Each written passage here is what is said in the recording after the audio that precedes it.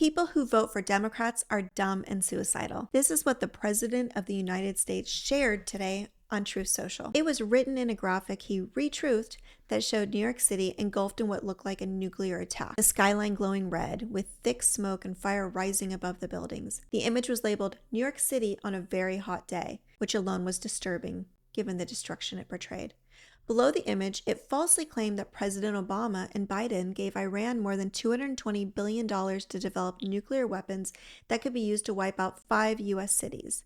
It continued with even more dangerous lies, saying U.S. Democrats were going to take away our fossil fuel so millions would freeze and starve to death. Then it escalated into outright racism, and I quote, wanted to replace you with uneducated Mexicans who would be easier to enslave. That last line wasn't just deeply offensive, it was a racist conspiracy theory, the kind pushed by white nationalists who believe immigration is part of a plot to dilute or replace white Americans. That narrative has already inspired real violence in this country, and now it's being shared by the President of the United States. This was a disgusting thing to do, something no other American president would have ever considered. The image had one goal: to stir up irrational fear inside a base that's already been pulled into a cult. And it came from the man who has access to the nuclear codes. Part of me wants to believe that he knows it's all a lie, that he's just doing what he always does: manipulate, distract, provoke. But we also need to consider,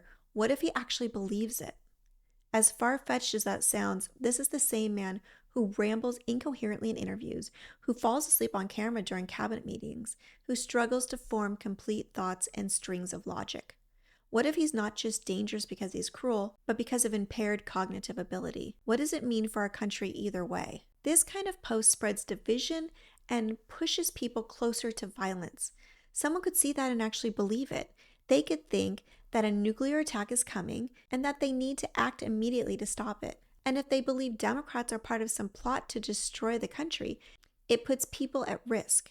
Former presidents, elected officials, Democratic voters, anyone who doesn't support Trump. And he knows that, and he shared it anyways. And yet somehow, even after posting something like that, Trump still has a seat at the table. He still holds power on the world stage. Today, that stage was Mar-a-Lago, where he met with Ukrainian President Vladimir Zelensky to discuss a peace deal. Trump said peace is getting a lot closer, but then came the part that showed us who he really is. When asked about the unresolved issues, Trump said some of the land is, and I quote, up for grabs, as if cities full of people, families, cultures, and history could be tossed on the table like poker chips and bargained away. There is no land up for grabs. Every inch of that territory, the parts Trump is so casually willing to give away, is full of Ukrainians. People with homes and families. People who aren't Russian, they're Ukrainian. And it's hard to imagine what Zelensky must have felt sitting across from him. Who says something like that, casually suggesting that someone else's country might be up for grabs, just to feel powerful? Because once you pretend the land is negotiable, you don't have to admit that you're not strong enough to protect it. Trump isn't a peace broker. He's a showman. And this entire moment, dragging Zelensky into his gold-covered Florida palace just to perform for the cameras, is one more example of what happens when the wrong man is given real power. But this isn't just about Ukraine.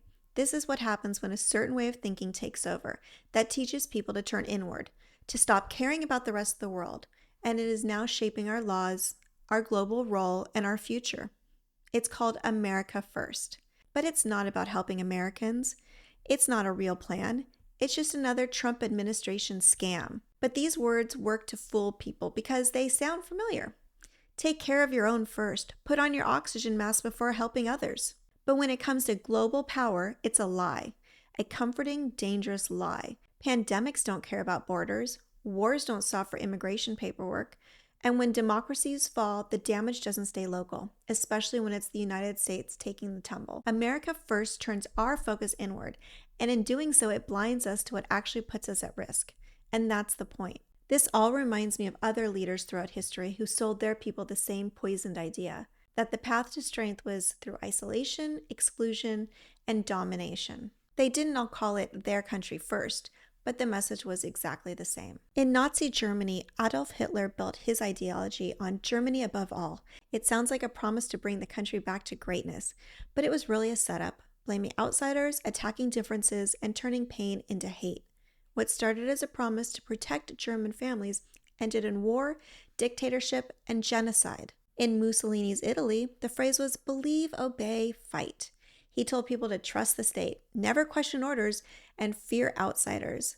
Foreign alliances were threats. Dissent became a crime, and Mussolini used drama, speeches, and violence to distract people from the truth that he had no answers. And even now, we see it in Hungary, where Viktor Orban has taken over the media. He shut down universities, targeted LGBTQ people, and called his model liberal democracy. His reasoning? Hungary first, Christian values, national identity. The language changes, but the pattern never does. First, they say they'll protect you. They talk about pride, tradition, and safety. They say the world is scary and only they know how to keep you safe. They tell you that outsiders are the problem, that change is dangerous, that questioning them is disloyal. Then they isolate you from allies, from neighbors, from new ideas, and then they close the borders, not just between countries, but between people. They make empathy seem weak. They call working together betrayal. They cut off the parts of you that connect you to the world and call it strength. And then they punish anyone who refuses to fall in line. Teachers, journalists, parents, judges, businesses. Anyone who asks too many questions or doesn't salute fast enough becomes the problem. And if they can't silence you with shame, they'll try it with the laws or force. And through it all, they'll say it's for your own good, that they're protecting you, that one day you'll understand that this is what patriotism looks like. And this is all part of Project 2025. They're building a future that depends on people who are too afraid to look outside, too misled to recognize the pattern, and too exhausted to push back. It depends on people who've never left their hometown, people who've been taught that the rest of the world is weak or evil, people who've never seen what peace looks like or what cooperation can actually build. Trump does not want a strong country.